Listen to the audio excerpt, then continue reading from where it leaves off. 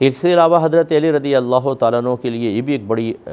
شان ہے کہ نبی کریم صلی اللہ علیہ وسلم نے دو روایات ہیں، ایک میں فرمایا کہ میں علم کا شہر ہوں اور علی اس کا دروازہ ہے، ایک جگہ فرمایا میں حکمت کا شہر ہوں اور علی اس کے دروازے ہیں۔ گویا کہ شہر کے اندر جب پہلے داخل ہوتے تھے تو ایک مرکزی دروازہ ہوتا تھا، دروازے سے داخل ہوں گے تو آپ شہر میں آ سکیں گے۔ تو گویا کہ نبی کریم نے فرمایا کہ اگر تم علم حاصل کرنا چاہتے ہو، علم کی گہرائی تک پہنچنا چاہتے ہو تو حضرت علی کو بنیاد بناؤ کہ یہ ایک دروازہ ہے۔ اور اسی لیے صحابہ کرام علیہم رضوان حضرت علی رضی اللہ تعالیٰ عنہ سے مشاورت کیا کرتے تھے اور آپ کے مشوروں پہ چلتے تھے۔ بلکہ یہ مشہور مقولہ ہے، حضرت عمر فاروق رضی اللہ تعالیٰ عنہ نے ایک مرتبہ فرمایا کہ لولا علی لہلک عمر، اگر علی نہ ہوتے تو عمر ہلاک ہو جاتا۔ یعنی کوئی ایسا آپ نے فیصلہ فرمایا کہ آپ کی توجہ حدیث کی طرف نہ رہی، آپ نے اجتہادی طور پہ فیصلہ کیا، پھر حضرت علی نے توجہ دلائی کہ یہ اجتہادی فیصلے کے مقابلے میں حدیث موجود ہے، اس کو فوقیت دیجیے،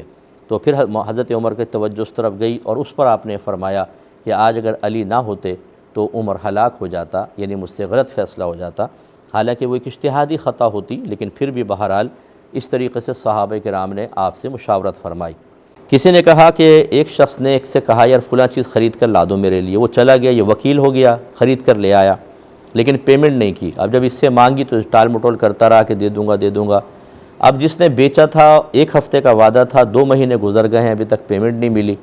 وہ وکیل سے پوچھتا ہے ابھی 2، تو کہتا ہے میرے وہ مشتری نے جس نے خریدی تھی، موکل نے، وہ اسی نے پیمنٹ نہیں کی، میں تمہیں کیسے کروں؟ تو کیا حکم شرع ہوگا؟ دیکھیں ایسی صورت میں جب کہ ایک وقت مخصوص تھا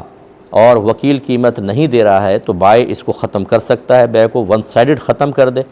ورنہ کب تک وہ انتظار کرے گا؟ اور یہ بیع ختم ہوگی، فسخ کر دے اس بیع کو، اور پھر وہ اس کو آگے چیز کو بیچ سکتا ہے۔ وہ ایک ٹائم مزید چلیں دے 3 دن تک دے دو، ورنہ بھئی میں آپ کب تک اپنی چیز روک کر رکھوں گا؟ یہ ایک ظلم کی صورت بنتی ہے۔ 1 ہفتے کے اندر پیمنٹ کرنی تھی، لہذا اگر وہ نہیں کرتا تو پھر وہ بائع اس چیز کو آگے بیچ سکتا ہے، اس میں کوئی حرج نہیں ہوگا۔ ایک یہ کویسچن کیا تھا کہ خاتون ہیں، ان کے بچوں کی شادی کر دی ہے، وہ زیادہ اپنے گھر سے نکلتی نہیں ہیں، بچوں سے وہ کانٹیکٹ کرتی رہتی ہیں فون پر، باہر کے ملک میں رہتی ہیں۔ ایک بچی ہے شادی شدہ جو کم از کم اتنا دور رہتی ہے کہ 2 گھنٹے کی ڈرائیو کے بعد پھر یہ والدہ ان سے مل سکیں۔ 2 گھنٹے کی ڈرائیو، وہ بچی بہت حساس ہے، وہ والدہ سے وہ فورس کرتی ہے کہ آپ مسلسل میرے پاس آیا جایا کریں، آپ آتی جاتی نہیں ہیں۔ اسی طرح اس بچی کا پہلا حمل ضائع ہوا تھا اور والدہ 1 ہفتے بعد گئی تھی اپنے عادت کے موافق کہ وہ بہت کم نکلتی ہیں۔ اس پر بیٹی ناراض ہوئی اور جب بھی لڑائی ہوتی ہے، کوئی بات ہوتی ہے، وہ تانا دیتی ہے کہ اس وقت بھی آپ نہیں آئیں اور آتی جاتی نہیں ہیں۔ ماں یہ کہتی ہے مجھ سے نہیں نکلا جاتا، میں تمہاری خیریت تو معلوم کر ہی لیتی ہوں۔ تو یہ پوچھا یہ ہے کہ اس پہ لڑکی صحیح ہے یا ماں غلطی پر ہے؟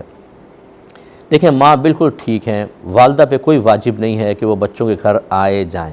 بچے آ جائیں نا، آپ کیوں نہیں آ جاتے ماں کے پاس؟ ماں بوڑھی ہو گئی ہیں، ماں عمر رسیدہ ہو گئی ہیں، 2 گھنٹے کی ڈرائیو ماں کر کے آئے، تو یہ بالکل بچوں کو اس صورتحال میں والدہ سے ناراض ہونے کا حق حاصل نہیں ہے۔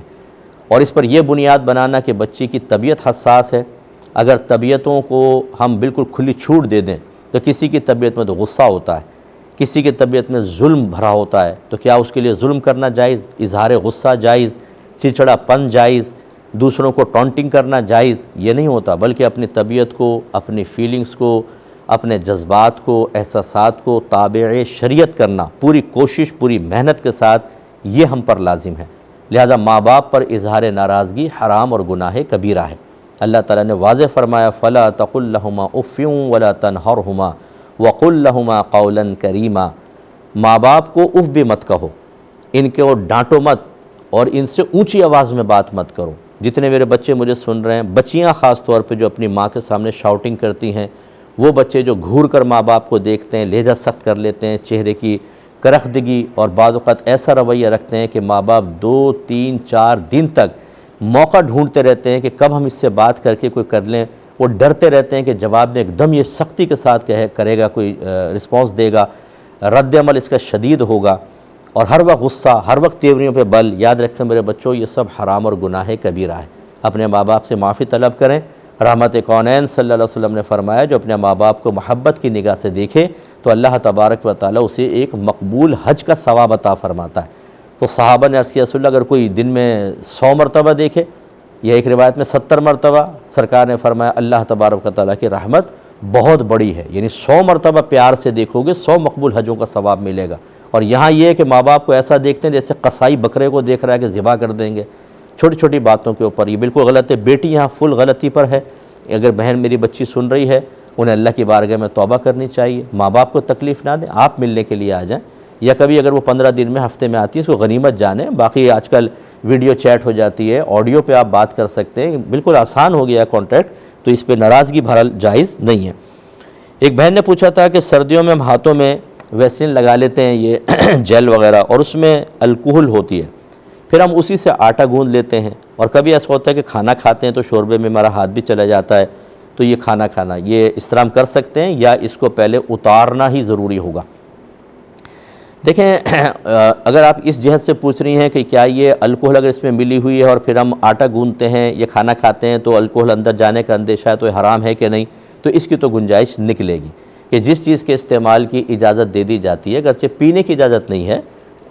ایکسٹرنل استعمال کی اجازت ہے، جیسے لیکن پیتے بھی ہیں، جیسے کف سیرپ وغیرہ اس میں تو ہوتا ہے، چلیں وہ ویسے تو نہیں پینے کی اجازت کہ آپ شراب کے طور پہ پی لیں۔ تو جس طریقے سے کف سیرپ ہے کہ وہ ضرورت ہوتا ہے، اسی طریقے سے بعض اوقات احتیاط کرنا بڑا مشکل ہو جاتا ہے، تو یہ تھوڑا بہت اس طرح کھانے میں کوئی چلا گیا، پانی میں آپ کی انگلی چلی گئی، وہ چیز شامل ہو کے یا اس کے ساتھ تھوڑا سا ہو گیا اور آپ نے پی لیا، کوئی گناہ کا پہلو نہیں ہوگا۔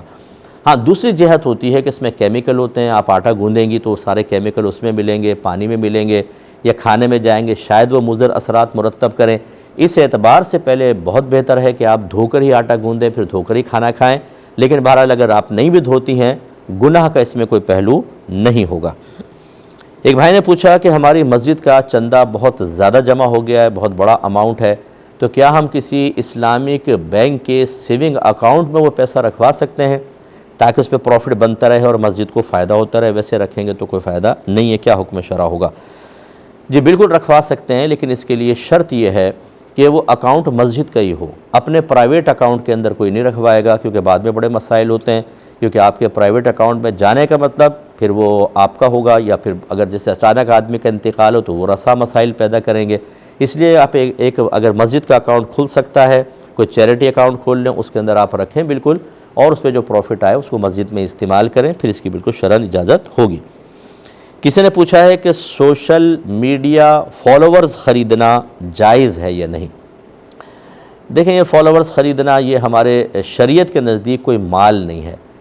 اور جو چیز مال نہیں ہوتی اس کی خرید و فروخت جائز نہیں ہوتی ہے، لہٰذا یہ جائز نہیں ہے کہ آپ فالوورز خرید لیں۔ لیکن چونکہ یہ ہمارے معاشرے میں بہت زیادہ ہو رہا ہے، بعض اوقات ایک آدمی ایک چینل چلاتا ہے، اس کے بعد وہ جب بہت زیادہ فالوورز ہو جاتے ہیں وہ اس کو سیل کر کے نیا بنا لیتا ہے، وہ اس کی گڈ ول ہوتی ہے، اس کی شخصیت ہوتی ہے، وہ اس کو اٹھا لیتا ہے، اور دوسرے والے جو فالوورز ہیں وہ چونکہ ہم ایک دفعہ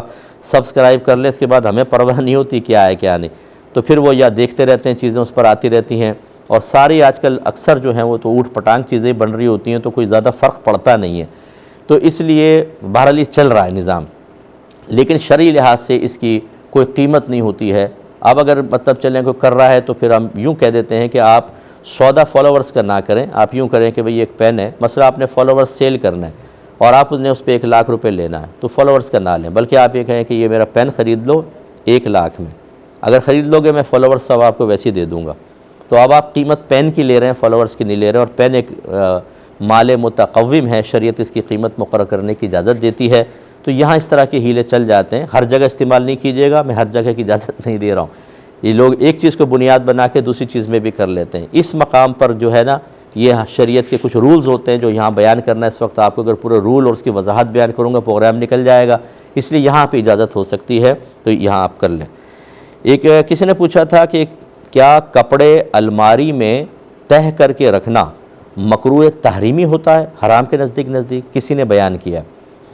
خاتون نے پوچھا تھا، ایسا ہرگز نہیں ہے، بلکہ نبی کریم صلی اللہ علیہ وسلم نے کپڑے لٹکا کر رکھنے سے منع فرمایا تھا،